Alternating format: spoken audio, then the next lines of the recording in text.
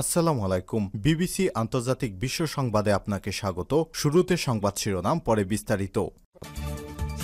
বাংলাদেশের সর্বশেষ গুরুত্বপূর্ণ আপডেট সংবাদে আপনাকে স্বাগত। শুরুতেই সংবাদ শিরোনাম, পরে বিস্তারিত। প্রথমে জানাবো আমাদের হাতে থাকা সর্বশেষ গুরুত্বপূর্ণ সবথেকে তাজা আপডেট সংবাদ। জুলাই সনদ বাস্তবায়নে এবার আলোচনায় সংবিধানের আদেশ, যা বলছে বিশেষজ্ঞরা। জুলাই সনদ নিয়ে রাজনৈতিক দলগুলোর মধ্যে মতভেদে যখন কিছুতেই কিছু হচ্ছে না, তখন সামনে এসেছে সংবিধান আদেশের মাধ্যমে তা সমাধান করা। তবে আইনজ্ঞ ডক্টর স্বাধীন মালিক মনে করেন, বর্তমান সংবিধান অনুযায়ী জুলাই বাস্তবায়নে আদেশ জারির সুযোগ নেই। এছাড়াও এ নিয়ে আদেশ দেওয়ার সুযোগ নেই আপিল বিভাগেরও। তবে এর সঙ্গে দ্বিমত আছে কোনো আইনজীবীর। গণ অভ্যুত্থানের মুখে শেখ হাসিনা পালিয়ে যাওয়ার পর সর্বোচ্চ আদালতের মতামত নিয়ে ডক্টর ইউনূস এবং অন্যান্য উপদেষ্টাদের শপথ পড়ান রাষ্ট্রপতি। এরপর জানাবো এবি পার্টি ছেড়ে 40 নেতাকর্মী জামাত ইসলামে যোগদান। দিনাজপুরের বিরামপুরে বাংলাদেশ জামাত ইসলাম থেকে পদত্যাগ করে আমার বাংলাদেশ পার্টি এবি পার্টিতে যোগ দেওয়ার 5 বছর পর আবারও জামাতে ফিরলেন দলটির সাবেক নেতা মেহেদী হাসান চৌধুরী। তার নেতৃত্বে এবি পার্টির আরও 40 জন নেতাকর্মী জামাতে যোগ দিয়েছেন। এ সময় বিরামপুর উপজেলা বিএনপির ছাত্রদলের আহ্বায়ক কমিটির সদস্য আরাফাত আল আবিরও জামাতে যোগ দিয়েছেন। এদিকে যুক্তরাষ্ট্রের নিউ ইয়র্কে কনসুলেটে আওয়ামী লীগের হামলার ঘটনায় একাধিক ব্যক্তি গ্রেপ্তার। যুক্তরাষ্ট্রের নিউ ইয়র্কে বাংলাদেশের কনসুলেটে আওয়ামী লীগের সন্ত্রাসীদের হামলার ঘটনায় একাধিক ব্যক্তিকে গ্রেপ্তার করা হয়েছে। আজ নিজের ভেরিফাইড ফেসবুক আইডিতে বিষয়ে জানিয়েছে ওয়াশিংটন ডিসির বাংলাদেশ দূতাবাসের প্রেস মিনিস্টার গোলাম মুর্তাজা। তিনি গুরুত্বের সঙ্গে বিষয়টি নিশ্চিত করেছেন। এবারে জানাবো ভোটকেন্দ্রের সাংবাদিকদের প্রবেশাধিকার নিশ্চিতের আহ্বান ডক্টর ইফতেখারুজ্জামানের। ট্রান্সপারেন্সি ইন্টারন্যাশনাল বাংলাদেশ টিআইবির নির্বাহী পরিচালক ডক্টর ইফতেখারুজ্জামান বলেছেন, আসন্ন জাতীয় সংসদ নির্বাচনে সাংবাদিকদের ভোটকেন্দ্রে প্রবেশাধিকার অবশ্যই সুরক্ষিত রাখতে হবে। এবং সর্বশেষ জানাবো যুক্তরাষ্ট্রের ভেটোতে ভেস্তে গেল গাজায় যুদ্ধবিরতির প্রস্তাব। জাতিসংঘ নিরাপত্তা পরিষদে গাজায় তাৎক্ষণিক, নিঃশর্ত এবং স্থায়ী যুদ্ধবিরতির প্রস্তাবে ষষ্ঠবারের মতো ভেটো দিয়েছে যুক্তরাষ্ট্র। স্থানীয় সময় 18 সেপ্টেম্বর নিউ ইয়র্কে অনুষ্ঠিত বৈঠকে 15 সদস্যের মধ্যে 14 দেশ প্রস্তাবের পক্ষে ভোট দিল। যুক্তরাষ্ট্রের ভেটোর কারণে তা পাশ হয়নি। গাজা যুদ্ধ শুরুর পর এটি যুক্তরাষ্ট্রের ষষ্ঠ ভেটো। যুক্তরাষ্ট্রের কারণে বারবার এই যুদ্ধ কখনো বন্ধ হচ্ছে না। প্রিয় দর্শক, এতক্ষণ শুনছিলেন সংবাদ শিরোনাম, এবারে বিস্তারিত। তবে তার আগে বন্ধুরা, অনুরোধ থাকবে এই সংবাদটিতে একটি লাইক দিন। এই চ্যানেলে আপনি নতুন হয়ে থাকলে আমাদের সংবাদটি দেখতে দেখতে চ্যানেলটি সাবস্ক্রাইব করে রাখুন। কমেন্ট করে বন্ধুরা আপনার মূল্যবান মতামত জানিয়ে দিন আপনি বিশ্বের কোন দেশ থেকে বা বাংলাদেশের কোন স্থান থেকে আমাদের সংবাদটি দেখছেন এবং শুনছেন। আর বন্ধুরা, এই সংবাদটি আপনার সোশ্যাল মিডিয়া ফেসবুকে শেয়ার করে বন্ধুদেরও দেখার সুযোগ করে দিন। এবারে বিস্তারিত। আর গাজা যুদ্ধে আপনি যদি নিরীহ ফিলিস্তিনিদের ভালোবেসে থাকেন বন্ধুরা, কমেন্টের মাধ্যমে ইয়েস লিখে বিশ্ববাসীকে জানিয়ে দিন। জুলাই সনদ বাস্তবায়নে এবার আলোচনায় সংবিধান আদেশ, যা বলছে বিশেষজ্ঞরা। জুলাই সনদ নিয়ে রাজনৈতিক দলগুলোর মধ্যে মতভেদে যখন কিছুই হচ্ছে না, তখন সামনে এসেছে সংবিধান আদেশের মাধ্যমে তা সমাধানের। তবে আইনজ্ঞ ডক্টর স্বাধীন মালিক মনে করেন, বর্তমান সংবিধান অনুযায়ী জুলাই বাস্তবায়নে আদেশ জারির সুযোগ নেই। এছাড়াও এ নিয়ে আদেশ দেওয়ার সুযোগ নেই আপিল বিভাগেরও। তবে এর সঙ্গে দ্বিমত আছে কোনো আইনজীবীর। গণ অভ্যুত্থানের মুখে শেখ হাসিনা পালিয়ে যাওয়ার পর সর্বোচ্চ আদালতের মতামত নিয়ে ডক্টর ইউনূস ও অন্যান্য উপদেষ্টাদের শপথ পড়ান রাষ্ট্রপতি। এরপর রাষ্ট্রের গুরুত্বপূর্ণ সংস্কারের লক্ষ্যে গঠন করা হয় জাতীয় ঐকমত্য কমিশন। 6 মাস ম্যারাথন আলোচনার পর তৈরি হয় জুলাই সনদ, যেখানে 166টি বিষয়ের মধ্যে 84টিতে একমত রাজনৈতিক দলগুলো। যদিও কোনো ইস্যুতে রয়েছে নোট অব ডিসেন্ট। এর মধ্যে 19টি সংস্কার সরাসরি সরাসরি সংবিধান সংশোধনের সঙ্গে জড়িত।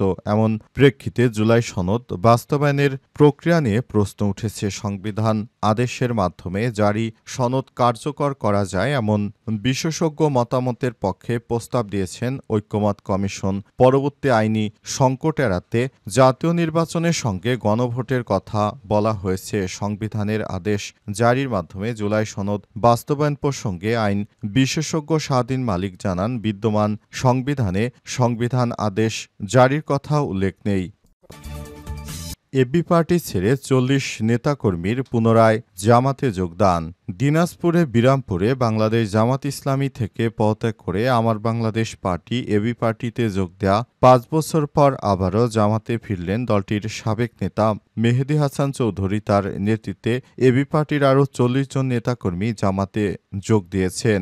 এ সময় বিরামপুর উপজেলা জাতীয়তাবাদী ছাত্রদলের আহ্বায়ক কমিটির সদস্য আরাফাত আল আবিরও জামাতে যোগ দিয়েছেন। বৃহস্পতিবার ১৮ সেপ্টেম্বর রাত ৮টার দিকে বিরামপুর শহরের ধানহাটি মোড়ে দলীয় কার্যালয়ে আয়োজিত এক অনুষ্ঠানে তাদের আনুষ্ঠানিকভাবে দলে গ্রহণ করা হয়। এতে সভাপতিত্ব করেন জামাতের বিরামপুর উপজেলা শাখার আমির হাফিজুল ইসলাম। প্রধান অতিথি হিসেবে ছিলেন কেন্দ্রীয় শুরা সদস্য ও জেলা আমির আনিসুর রহমান। বিশেষ অতিথি হিসেবে উপস্থিত ছিলেন জেলা শুরা সদস্য ও সাবেক আমির আনোয়ারুল ইসলাম, জেলা সেক্রেটারি মুহাদ্দিস এনামুল হক, সহকারী সেক্রেটারি সাইদুল ইসলাম, পৌর শাখার আমির মামুনুর রশিদ ও সেক্রেটারি শাইনুল ইসলাম। মেহেদী হাসান চৌধুরী ২০২০ সালে জামাত ইসলাম সমর্থিত শ্রমিক সংগঠন শ্রমিক কল্যাণ ফেডারেশনের বিরামপুর উপজেলা শাখার সভাপতি ছিলেন। ওই বছর তিনি এবি পার্টিতে যোগ দিয়ে সর্বশেষ সংগঠনটির কেন্দ্রীয় সম্পাদকীয় সদস্য ও দিনাজপুর জেলা শাখার সেক্রেটারি হিসেবে দায়িত্ব পালন করেন। গত বুধবার তিনি এবি পার্টি থেকে পদত্যাগ করেছেন। নিউ ইয়র্ক কনসুলেটে আওয়ামী লীগের হামলার ঘটনায় একাধিক ব্যক্তি গ্রেপ্তার। যুক্তরাষ্ট্রের নিউ ইয়র্ক কনসুলেটে আওয়ামী লীগের সন্ত্রাসীদের হামলার ঘটনায় একাধিক ব্যক্তিকে গ্রেপ্তার করা হয়েছে। নিজের ভেরিফাইড ফেসবুক আইডিতে বিষয়টি জানিয়েছেন ওয়াশিংটন ডিসির বাংলাদেশ দূতাবাসের প্রেস মিনিস্টার গোলাম মোর্তজা। পোস্টে তিনি লিখেছেন, নিউ ইয়র্ক কনসুলেটে আওয়ামী লীগের সন্ত্রাসী হামলার বিষয়টি নিয়ে যার যেমন ইচ্ছে তেমনি মন্তব্য করছেন। আমার নাম উল্লেখ করেও কেউ কেউ বলছেন এটা মামলা হয়েছিল নাকি আওয়ামী লীগের সঙ্গে আপোষ করে ফেলেছি। আমরা মত প্রকাশে স্বাধীনতায় বিশ্বাস করি।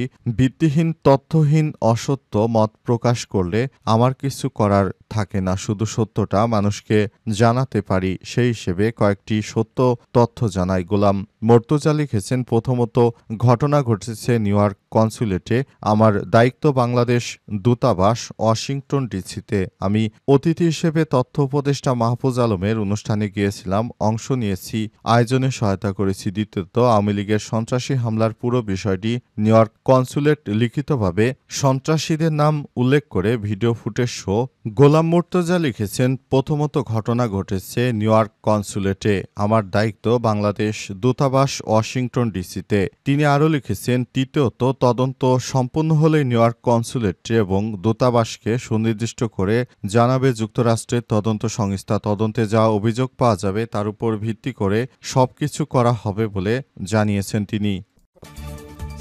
ভোটকেন্দ্রের সাংবাদিকদের প্রবেশাধিকার নিশ্চিতের আহ্বান ডক্টর ইফতেখারুজ্জামানের। ট্রান্সপারেন্সি ইন্টারন্যাশনাল বাংলাদেশ টিআইবির নির্বাহী পরিচালক ডক্টর ইফতেখারুজ্জামান বলেছেন, আসন্ন জাতীয় নির্বাচনে সাংবাদিকদের ভোটকেন্দ্রে প্রবেশাধিকার অবশ্যই সুরক্ষিত হবে। শুক্রবার ঢাকার টিআইবি কার্যালয়ে reporters forum for election and democracy এর ভেরিফাইড সাংবাদিকদের জন্য আয়োজিত নির্বাচনী ফোরাম প্রতিবেদন প্রশিক্ষণ কর্মশালা উদ্বোধনী অনুষ্ঠানে তিনি এসব কথা বলেন। তিনি সতর্ক করে বলেন, ভোটকেন্দ্রে প্রবেশের আগে সাংবাদিকদের অবহিত করার যে বাধ্যবাধকতা রাখা হয়েছে সেটি হয়রানির হাতিয়ার হিসেবে ব্যবহৃত হতে পারে। ইফতেখারুজ্জামান বলেন, নির্বাচন সংক্রান্ত আইন ও নীতিমালায় কিছু পরিবর্তন আনা হলেও প্রত্যাশিত সংস্কার এখনও বাস্তবায়িত হয়নি। বিশেষ করে সাংবাদিকদের প্রবেশাধিকার যে শর্ত আরোপ করা হয়েছে তা ঝুঁকি তৈরি করেছে। তিনি আরও বলেন, এই বাধা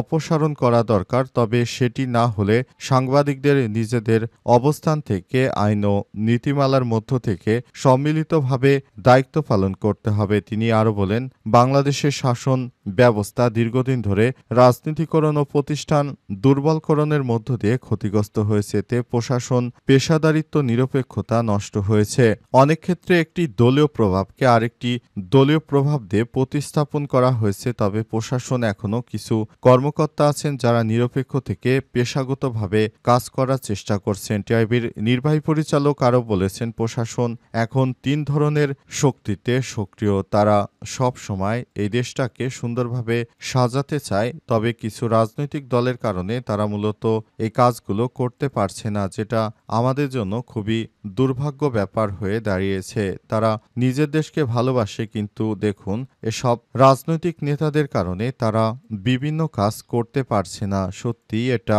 ভাবলেই অবাক লাগে যে স্বাধীনতার এত বছর পর নিজের দেশে থেকে নিজের দেশের জন্য শুধুমাত্র কিছু রাজনৈতিক নেতাদের কারণে কাজ করা যায় না। এটা সত্যি হতাশাজনক একটি ব্যাপার হয়ে দাঁড়িয়েছে এবং এই ব্যাপারটি সেভাবেই করতে হবে বলে জানিয়েছেন।